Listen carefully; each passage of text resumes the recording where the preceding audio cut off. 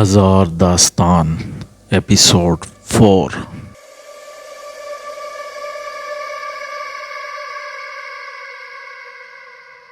قبرستان میں روشن رائے کا ایک فرشتہ موجود تھا۔ وہ آگ بجھانے کی کوشش میں مصروف تھا۔ ملازمین ادھر ادھر بھاگ رہے تھے۔ قبرستان میں ایک چھوٹا ٹیوب ویل لگا ہوا تھا، وہ چلایا جا چکا تھا۔ قبرستان کے پودوں کو جس پائپ سے پانی دیا جاتا تھا اس سے آگ بجھانے کی ناکام کوشش کی جا رہی تھی۔ رولی نے جب کمال رائے کی گاڑی دیکھی تو وہ بھاگ کر اس کے پاس پہنچا اور بڑے افسردہ انداز میں گردن جھکا کر کھڑا ہو گیا۔ یہ آگ کس نے لگائی ہے؟ کمال رائے نے غصے بھرے لہجے میں پوچھا۔ مالک کچھ پتہ نہیں، رولی نے سر جھکائے جواب دیا۔ کمال رائے گاڑی سے اتر کر قبروں کی طرف بڑھنے لگا۔ شعلوں کے سوا کچھ نظر نہیں آ رہا تھا۔ وہ آگے بڑھ کر دیکھنا چاہتا تھا کہ قبروں کے ساتھ کیا برتاؤ کیا گیا ہے۔ چھوٹے مالک، رولی تیزی سے چلتا ہوا آگے آیا۔ چھوٹے مالک، آپ اس طرف نہ جائیں، وہاں آگ کے سوا کچھ نہیں ہے، لوگ آگ بجھا رہے ہیں۔ چھوٹے مالک، آپ حویلی چلیں، میں وہاں آ کر ساری صورتحال بتاتا ہوں۔ آپ بے فکر رہیں، یہ جس نے بھی کیا ہے میں اسے زندہ نہیں چھوڑوں گا۔ رولی، تم 1 منٹ ذرا میری گاڑی کے پاس رکو، میں ذرا قبروں کو دیکھ کر آتا ہوں، دیکھنا کہیں کوئی میری گاڑی کو آگ نہ لگا دے۔ کمال رائے نے اسے تیز نگاہوں سے دیکھا اور تیزی سے آگے بڑھ گیا۔ دونوں قبریں پوری طرح شعلوں کی لپیٹ میں تھیں۔ شعلے قبروں سے نکل رہے تھے، یوں محسوس ہوتا تھا جیسے پختہ قبروں کو توڑ کر پھر آگ لگائی گئی ہو۔ کمال رائے نے خدا کا شکر ادا کیا کہ آج صبح ہی قبر کا حال دیکھ کیا تھا۔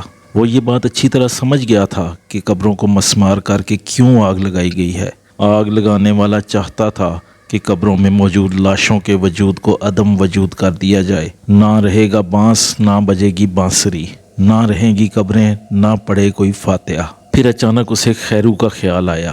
وہ ابھی تک کہیں دکھائی نہیں دیا تھا۔ اس کا گھر جلا کر کس بات کا غصہ اتارا گیا تھا؟ تب فوراً ہی اس کا ماتھا ٹھنکا۔ اوہ، کہیں ایسا تو نہیں کہ کسی نے خیرو کو سرنگ کھودتے ہوئے دیکھ لیا ہو؟ اوہ، ضرور یہی بات ہے، اسی لیے اس کا گھر جلا کر سزا دی گئی ہے۔ لیکن مسئلہ صرف اتنا ہی نہ تھا۔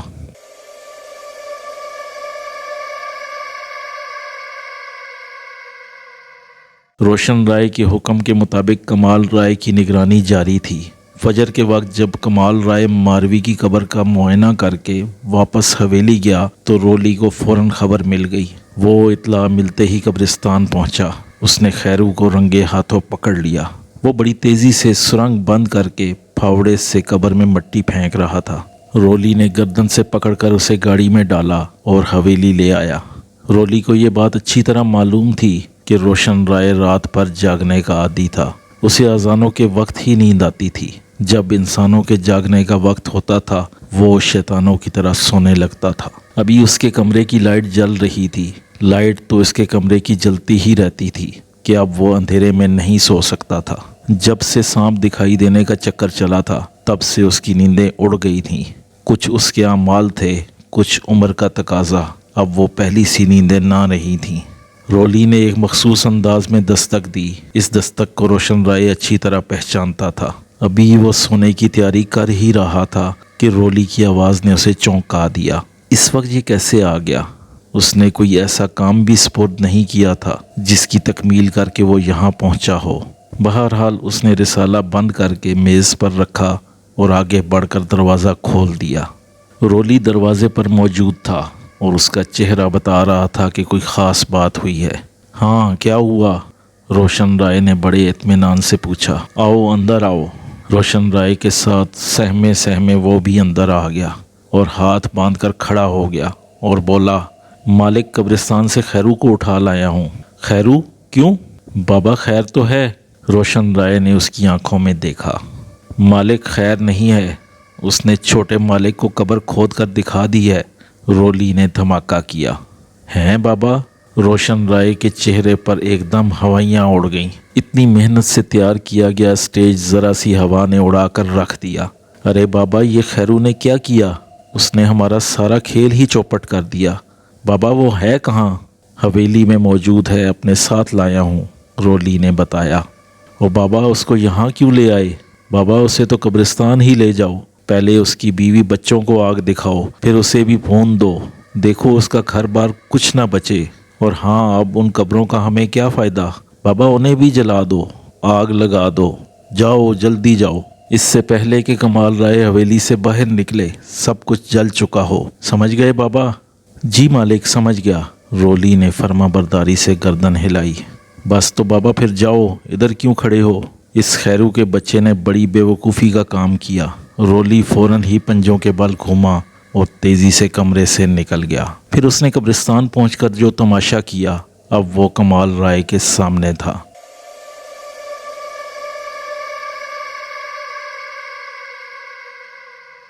کمال رائے قبروں کا حال دیکھ کر واپس آیا تو اس نے رولی کو گاڑی کے پاس مستعدی سے کھڑا پایا۔ وہ ملازمین کو ہاتھ اٹھا اٹھا کر ہدایات دے رہا تھا۔ کمال رائے نے اس کے نزدیک پہنچ کر گمبھیر لہجے میں پوچھا، رولی، خیرو کہاں ہے؟ نہیں معلوم چھوٹے مالک، رولی نے بڑی آہستگی سے جواب دیا۔ کہیں آگ لگانے والے نے اسے گھر سمیت تو نہیں جلا دیا؟ پھر اس گھر میں اس کے بیوی بچے بھی تھے، اگر ایسا ہوا تو یاد رکھنا عذاب آئے گا۔ کمال رائے نے گاڑی میں بیٹھتے ہوئے کہا، میں کیا عرض کر سکتا ہوں چھوٹے مالک، آگ بجھے تو کچھ پتہ پڑے۔ اس نے مکاری سے دونوں ہاتھ جوڑ لیے۔ وہ اچھی طرح جانتا تھا کہ قبرستان میں کیا ہوا تھا۔ رولی نے روشن رائے کا حکم پاتے ہی سب سے پہلے خیرو کو اس کے گھر میں لا کر ایک چارپائی سے باندھ دیا تھا۔ یہی عمل اس نے اس کے بیوی بچوں کے ساتھ کیا تھا۔ اس کے بعد اس نے پورے گھر میں پیٹرول چھڑک کر گھر کو دیا سلائی دکھا دی تھی۔ خیرو بیچارہ اپنی آنکھوں سے رحم کی اپیل کرتا رہ گیا۔ بول وہ سکتا نہیں تھا کیونکہ اس کے منہ میں کپڑا ٹھونس دیا گیا تھا۔ آگ نے دیکھتے ہی دیکھتے پورے گھر کو اپنی لپیٹ میں لے لیا۔ خیرو اپنی بیوی بچوں سمیت زندہ جل گیا۔ اتنی دیر میں اس کے آدمیوں نے پختہ قبروں کو توڑ دیا تھا۔ وہاں رولی نے یہی عمل دہرایا۔ ٹوٹی قبروں میں سوکھی لکڑیاں لا کر ان پر پیٹرول ڈال دیا اور دیا سلائی پھینک دی۔ جلتی دیا سلائی قبروں میں جیسے جہنم کی آگ بھڑک اٹھی۔ رولی نے جن لوگوں کے ساتھ مل کر یہ آگ لگائی تھی، اب وہی لوگ اس آگ کو بجھانے کی کوشش کر رہے تھے۔ وہ آگ کم بجھا رہے تھے، شور زیادہ مچا رہے تھے، ادھر ادھر فضول بھاگ رہے تھے، اور یہ بات کمال رائے نے اچھی طرح نوٹ کر لی تھی۔ پھر وہ وہاں رکا نہیں، وہ وہاں رک کر کرتا کیا؟ جو کچھ ہونا تھا ہو چکا تھا۔ دوپہر تک اسے یہ بات معلوم ہو گئی تھی کہ خیرو اور اس کے بیوی بچے بھی اس آگ میں جل مرے ہیں۔ اس کا دل کٹ کر رہ گیا۔ آخر اس غریب کا کیا قصور تھا؟ قصور تو تھا، اس نے اپنی بساط سے آگے جانے کی کوشش کی تھی۔ وہ شاید اپنی اوقات بھول گیا تھا۔ وہ کمال رائے کی باتوں میں آ کر گمراہ ہو گیا تھا۔ اس نے جیلی قبروں کا راز فاش کر دیا تھا، اور مملکت کا راز فاش کرنے پر اسے موت کی سزا تو بہرحال ملنا تھی۔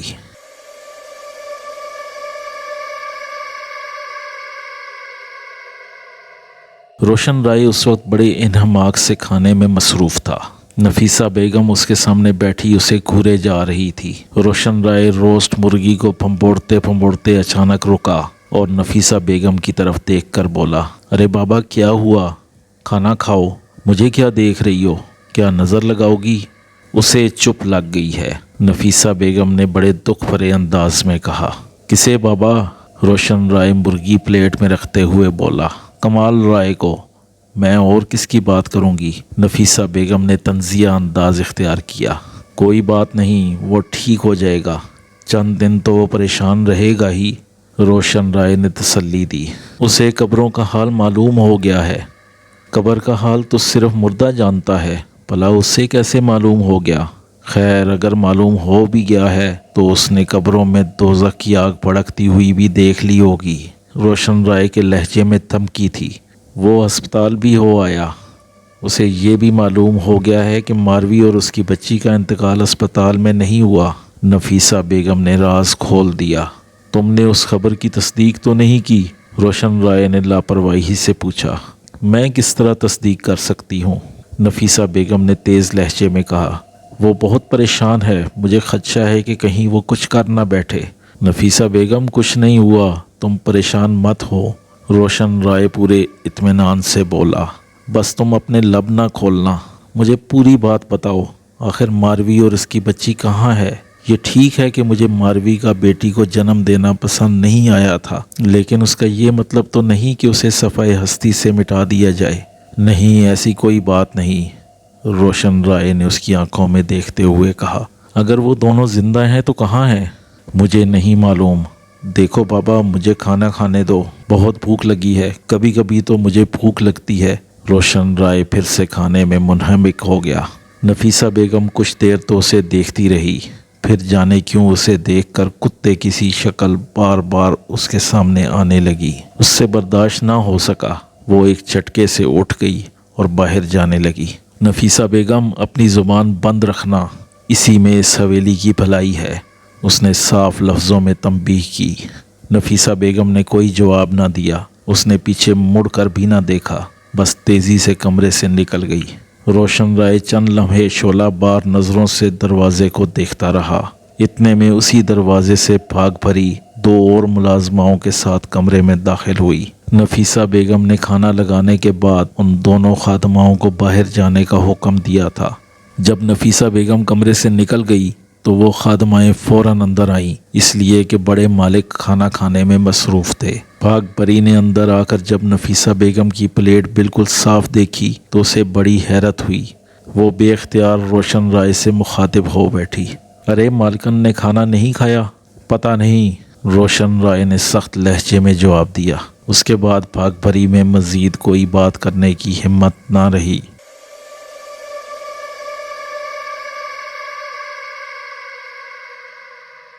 ماں، میں کیا کروں؟ کمال رائے ماں کے قدموں میں بیٹھا ہوا تھا۔ صبر کرو بیٹا، ماں نے اس کے سر پر بڑی محبت سے ہاتھ پھیرا۔ ماں، میں صبر نہیں کر سکتا، میں ماروی کو تلاش کروں گا، میں اسے ڈھونڈ کر رہوں گا۔ تم نہیں جانتی کہ مجھے میری بچی کتنی یاد آ رہی ہے۔ ڈاکٹر انصاری نے بتایا تھا کہ وہ اتنی خوبصورت تھی کہ ایک بار اس پر نظر پڑ جائے تو دیکھنے والا اس پر سے نظر ہٹا ہی نہ سکے۔ ماں، میں نے ماروی سے اپنی پسند سے شادی کی تھی، میں جانتا ہوں کہ آپ دونوں دل سے اس شادی پر راضی نہ تھے، تو کیا ماں، ماروی سے کس قسم کا انتقام لیا گیا؟ ماں کچھ تو بتاؤ۔ کمال رائے نے ماں کو حسرت بھری نگاہوں سے دیکھا۔ میں کیا بتاؤں بیٹا، بہت کچھ تو نے خود ہی معلوم کر لیا ہے۔ نفیسہ بیگم نے بے بسی سے اسے دیکھا۔ ماں، کوئی ایسی بات جو مجھے ماروی تک پہنچا سکے؟ کمال رائے نے نفیسہ بیگم کے سامنے ہاتھ جوڑتے ہوئے کہا۔ میں تم سے وعدہ کرتا ہوں ماں، اگر وہ مجھے مل گئی تو میں اسے یہاں سے لے کر چلا جاؤں گا، اس کی تم کبھی شکل بھی نہیں دیکھ پاؤ گی۔ بیٹا، میں کچھ نہیں جانتی۔ نفیسہ بیگم کی آنکھیں بھیگنے لگی۔ اس کا مطلب ہے کہ اب مجھے بابا کا سامنا کرنا ہوگا۔ ماں، تم جانتی ہو اگر انہوں نے ماروی کے بارے میں زبان نہ کھولی تو پھر کچھ بھی ہو سکتا ہے۔ کیا کرے گا تو؟ اپنے باپ کو قتل کر دے گا؟ پھر کیا ہوگا؟ تجھے پھانسی ہو جائے گی، ماروی تو تجھے پھر بھی نہ ملے گی۔ نفیسہ بیگم نے اسے ہولناک انجام سے آگاہ کیا۔ ماں، میں پھر کیا کروں؟ کمال رائے کی سمجھ میں کچھ نہیں آ رہا تھا۔ اپنے باپ کے سامنے جانے کی کوشش نہ کرنا، اس سے کچھ حاصل نہ ہوگا۔ میں اپنے طور پر ان سے کچھ معلوم کرنے کی کوشش کروں گی، تو حوصلہ رکھ، جوش میں مت آ، بے تابی نہ دکھاؤ۔ نفیسہ بیگم نے دو ٹوک انداز میں کہا۔ ماں، جو کچھ کرنا ہے جلدی کرو، میرے پاس وقت بہت کم ہے، مجھے کراچی بھی جانا ہے۔ بیٹا، میرا مشورہ مان، تو کراچی چلا جا، تیرا پڑھائی کا خرچ بھی ہوتا ہوگا۔ مجھے جیسے ہی ماروی کے بارے میں کچھ معلوم ہوگا میں تجھے وہاں سے بلوا لوں گی۔ نفیسہ بیگم نے اسے کوئی اور ہی راستہ دکھانے کی کوشش کی۔ اچھا ماں، جیسا تم کہو۔ کمال رائے کی زبان پر وہ بات آئی جو اس کے دل میں نہ تھی، دل میں اس نے کچھ اور ہی ٹھان لی تھی۔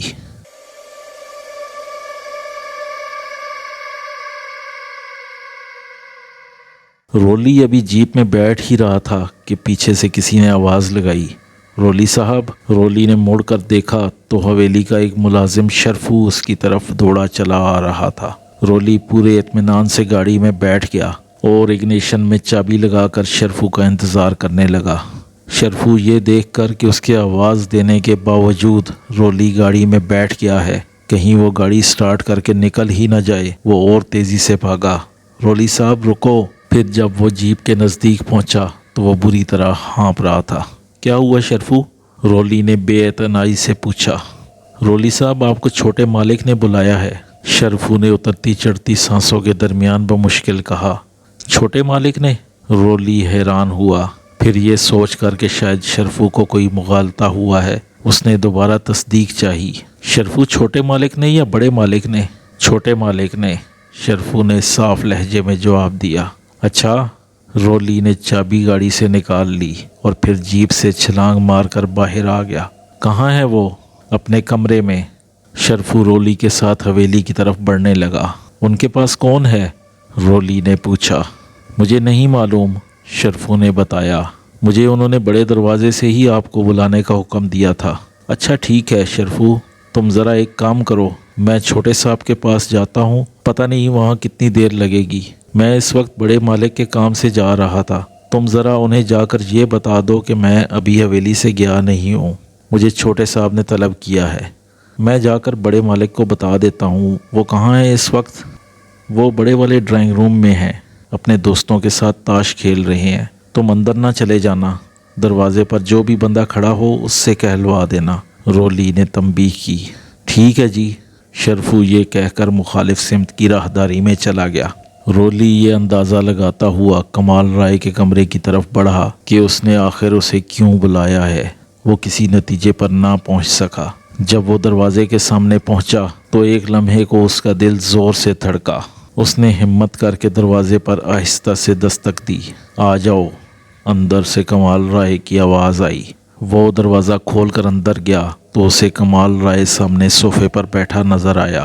اس کے ہاتھ میں ریوالور تھا اور اس کا رخ رولی کی طرف تھا۔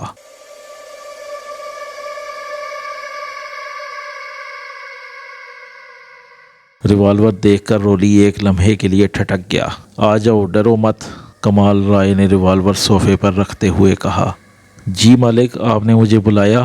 رولی کی آواز میں ہلکی سی کپکپاہٹ تھی۔ ہاں، میں نے تمہیں بلایا ہے، اور یہ بات تم اچھی طرح سمجھ گئے ہوگے کہ میں نے تمہیں کیوں بلایا ہے۔ نہیں مالک، میں نہیں سمجھا۔ وہ کمال رائے سے چند قدم کے فاصلے پر پہنچ کر رک گیا۔ دیکھو رولی، مجھ سے جھوٹ مت بولنا، کمال رائے نے اسے خبردار کیا۔ مالک، میں آپ سے جھوٹ کیوں بولوں گا؟ میں آپ کا نمک خوار ہوں، آپ کا خادم ہوں۔ ماروی اور میری بچی کہاں ہے؟ کمال رائے نے ریوالور پھر اپنے ہاتھ میں اٹھا لیا۔ مالک، مجھے نہیں معلوم۔ رولی، تو یہ جانتا ہے کہ وہ دونوں قبریں خالی تھیں؟ میں نہیں جانتا، رولی نے بڑی صفائی سے انکار کیا۔ اچھا، کمال رائے نے اسے گھور کر دیکھا، تو یہ جانتا ہے کہ میرے ہاتھ میں ریوالور ہے؟ کمال رائے نے اسے گھورا۔ ہاں مالک، آپ کے ہاتھ میں ریوالور ہے، وہ سیدھے انداز میں بولا۔ رولی، یہ ریوالور گولیوں سے بھرا ہوا ہے، تو جانتا ہوگا کہ اس میں 6 گولیاں ہیں۔ ہاں مالک، جانتا ہوں۔ اگر یہ ریوالور چل گیا تو پھر تیرے جسم کو چھلنی ہونے سے کوئی نہ بچا سکے گا۔ مالک، میرا قصور تو بتائیں۔ میں یہ بات اچھی طرح جانتا ہوں کہ تو سب جانتا ہے، لیکن تو سچ بولنے سے گریزاں ہے۔ مالک، مجھے کچھ معلوم ہوتا تو میں ضرور آپ کو بتا دیتا۔ رولی، تو اتنا تو بتا سکتا ہے کہ میری ماروی اور بچی زندہ ہیں؟ مالک، میں یہ جانتا تو ضرور بتا دیتا۔ کمال رائے کو اس کا جواب سن کر شدید غصہ آ گیا۔ اس نے ریوالور صوفے پر پھینکا اور اٹھ کر رولی کے منہ پر کس کر 4-5 تھپڑ لگائے۔ رولی نے تھپڑ کھا کر سر جھکا لیا، بولا کچھ نہیں، خاموش رہا، لیکن وہ اندر سے کھول کر رہ گیا۔ دفع ہو جاؤ یہاں سے کتے، کمال رائے شدت سے چیخا، ورنہ ابھی تجھے پون کر رکھ دوں گا۔ رولی نے موقع غنیمت جانا، وہ بڑی تیزی سے دروازے کی طرف بھاگا اور باہر نکل گیا۔ جیسے ہی وہ دروازے سے باہر نکلا، اسے ہولی دکھائی دیا۔ وہ تیزی سے اسی طرف آ رہا تھا۔ کیا ہوا؟ ہولی نے اس کے نزدیک پہنچ کر پوچھا۔ تم کیسے آئے؟ رولی اور وہ دونوں ساتھ ساتھ چلنے لگے۔ مجھے مالک نے بھیجا ہے، ہولی نے جواب دیا، تمہیں دیکھنے کے لیے۔ آؤ پھر مالک کے پاس چلیں۔ رولی اسے اپنے ساتھ لے کر روشن رائے کے کمرے کی طرف چل دیا۔ جب وہ دونوں ڈرائنگ روم میں داخل ہوئے تو روشن رائے پتے پھینٹ رہا تھا۔ اس نے انہیں دیکھ کر ہاتھ روک لیا، پھر غور سے رولی کا چہرہ دیکھا اور بولا، رولی، کوئی پریشانی والی بات تو نہیں؟ نہیں مالک، اس نے مسکرانے کی کوشش کرتے ہوئے کہا۔ جاؤ پھر وہ کام کر کے آ جاؤ جو میں نے تمہیں بتایا ہے، پھر اطمینان سے بات کریں گے۔ جی ٹھیک ہے مالک۔ رولی نے دونوں ہاتھ جوڑ کر کہا اور پھر مؤدبانہ انداز میں چلتے ہوئے کمرے سے نکل گیا۔ ہولی روشن رائے کی کرسی کی پشت پر مستعدی سے کھڑا ہو گیا۔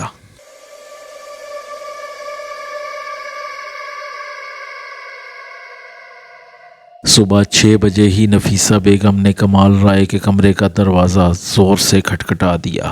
کمال رائے رات کو دیر سے سویا تھا۔ ابھی وہ گہری نیند میں تھا کہ دروازے پر دستک کی آواز سے اس کی آنکھ کھل گئی۔ وہ غصے اور بیزاری سے دروازے کی طرف بڑھا۔ جب اس نے دروازہ کھولا تو سامنے نفیسہ بیگم کو پایا۔ اس کی ماں پریشان تھی۔ کمال رائے نے اسے دروازے سے ہٹ کر اندر آنے کا راستہ دیا اور اس کے اندر آنے کے بعد پھر سے دروازہ بند کر دیا۔ ماں خیریت تو ہے؟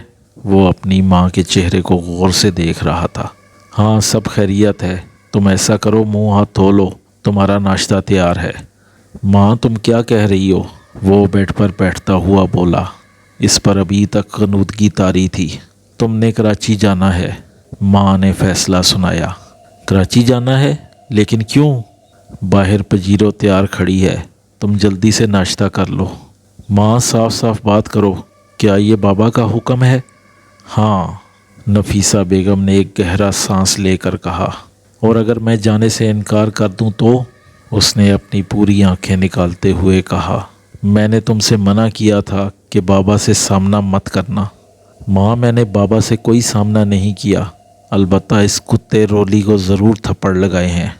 تم نے ایسا کر کے غلطی کی، نفیسہ بیگم نے کہا۔ ماں اب تم میری بات غور سے سن لو، میں ہاتھ منہ دھو لوں، اس کے بعد بابا کے سامنے جاتا ہوں۔ تم ایسا نہیں کرو گے؟ یہ کہہ کر نفیسہ بیگم نے اس کے سامنے ہاتھ جوڑ لیے۔ تمہیں خدا کا واسطہ۔ ماں بابا مجھ پر برابر ظلم کیے جاتے ہیں، میں کب تک چپ رہوں؟ تو کیا چاہتا ہے کہ میں تیرے قدموں میں گر پڑوں؟ اللہ نہ کرے کہ کبھی ایسا وقت آئے۔ کمال رائے نے اپنی ماں کے دونوں ہاتھ پکڑ لیے۔ وہ قریب آیا تو اس نے دیکھا کہ اس کی ماں کی آنکھیں آنسوؤں سے بھری ہوئی ہیں۔ بیٹا میری بات مان لے، تو کراچی چلا جا۔ ٹھیک ہے ماں، تمہاری خاطر چلا جاتا ہوں۔ کمال رائے ماں کی آنکھوں میں آنسو نہ دیکھ سکا۔ اس نے پسپائی اختیار کر لی۔ میں واش روم جاتا ہوں، آپ ناشتہ منگواؤ۔ اس نے جلدی جلدی دانت برش کیے، منہ دھویا اور واش روم سے باہر آ گیا۔ اتنی دیر میں ناشتہ آ چکا تھا۔ نفیسہ بیگم اسے واش روم سے نکلتا دیکھ کر کیتلی سے چائے کا پیوں ڈیلنے لگی۔ وہ خاموشی سے ناشتہ کرنے میں مصروف ہو گیا۔ دیکھ بیٹا، تو اپنے بابا کے مزاج سے تو اچھی طرح واقف ہے، نفیسہ بیگم نے سمجھانے کے انداز میں کہنا شروع کیا۔ تو جانتا ہے کہ وہ اپنے علاوہ کچھ نہیں سوچتے، جو ان کے دل میں آتا ہے کر گزرتے ہیں، چاہے وہ اچھا ہو یا برا ہو، چاہے ان کے سامنے بیوی ہو یا بیٹا ہو یا کوئی غیر شخص ہو، وہ سب کو ایک ہی صف میں کھڑا کر دیتے ہیں۔ بیٹا تو دل چھوٹا نہ کر، میں موقع دیکھ کر بات کر لوں گی۔ نہیں ماں، اب تم کوئی بات نہ کرنا۔ اب کیا بات کرنی ہے؟ مجھے حویلی چھوڑنے کا حکم مل گیا ہے، میں جا رہا ہوں۔ لیکن ایک بات یاد رکھنا ماں، میں حویلی اس لیے نہیں چھوڑ رہا کہ یہ میرے باپ کا حکم ہے، یہ حویلی میں اس لیے چھوڑ رہا ہوں کہ میں نے اپنی ماں کی آنکھوں میں آنسو دیکھے ہیں۔ میں تمہاری وجہ سے تمہارے کہنے پر یہاں سے جا رہا ہوں۔ بات کرتے کرتے کمال رائے کی آواز رند گئی۔ وہ چند لمحے رکا، اس نے ضبط سے کام لیا اور پھر بولا۔ ماں میں تمہیں ایک بات بتاتا ہوں، مجھے اپنا باپ کبھی پسند نہیں آیا، وہ باپ لگتا ہی نہیں۔ پتہ نہیں ماں تم ایک فرعون کے ساتھ کس طرح زندگی گزار رہی ہو۔ ماں تم ایک جنتی عورت ہو۔ نفیسہ بیگم نے کچھ کہنے کے لیے لب کھولے مگر وہ بول نہ پائی۔ اس کے دل سے کھٹاس ہی اٹھی اور وہ بے اختیار رونے لگی۔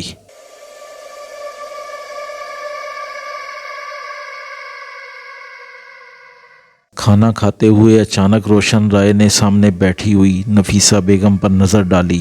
وہ خالی پلیٹ سامنے رکھے اپنے خیالوں میں گم تھی۔ کھانا کھاؤ نفیسہ بیگم، روشن رائے نے اسے گہری نظروں سے دیکھ کر کہا۔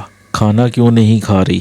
کھاتی ہوں رائے صاحب، بیٹے کے جانے کا غم ہے، میری سمجھ میں نہیں آیا آخر تمہیں غم کیوں ہے؟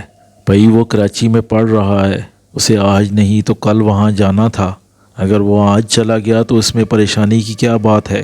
روشن رائے نے اسے سمجھانے کی کوشش کی۔ اسے جس طرح بھیجا گیا ہے یہ بات آپ اچھی طرح جانتے ہیں، نفیسہ بیگم نے روشن رائے کو تیکھی نگاہوں سے دیکھا۔ تم نہیں جانتی کہ وہ اپنی معصومیت میں آگ سے کھیلنے کی کوشش کر رہا تھا۔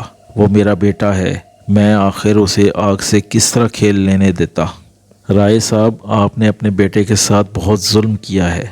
کیا اسے یہ حق بھی نہیں کہ وہ اپنی بیوی اور بچی کے بارے میں معلوم کر سکے؟ آخر آپ بتا کیوں نہیں دیتے کہ وہ دونوں کہاں ہیں؟ آپ کا خیال ہے کہ یہ بات اسے کبھی معلوم نہ ہوگی؟ راز ہمیشہ راز ہی رہے گا۔ میں اب اس کی جلد شادی کرنا چاہتا ہوں۔ وہ چند دنوں میں سب کچھ بھول جائے گا۔ میرا خیال ہے کہ کمال کی بجائے آپ خود ہی شادی کر لیں، نفیسہ بیگم نے غصے سے کہا اور اسے کھانا کھاتے چھوڑ کر کمرے سے نکل گئی۔ اس نے نفیسہ بیگم کے جانے کی بالکل پرواہ نہ کی۔ وہ پورے اطمینان سے کھانا کھاتا رہا۔